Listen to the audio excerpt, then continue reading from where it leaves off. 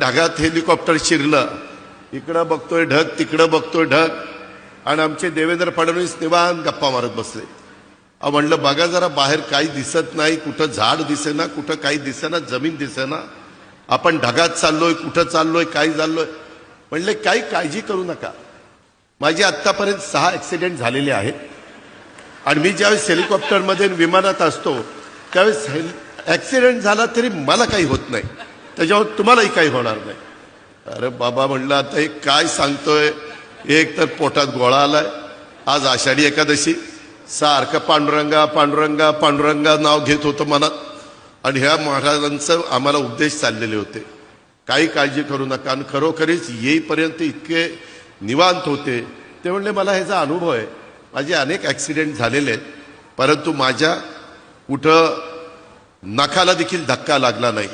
अशा पद्धतीनं बापदादाच्या पुण्याईमुळं इथपर्यंत महाराज पोचलेले आहेत. त्यांची पुण्याई निश्चितपणे उपयोगी पडलेली आहे.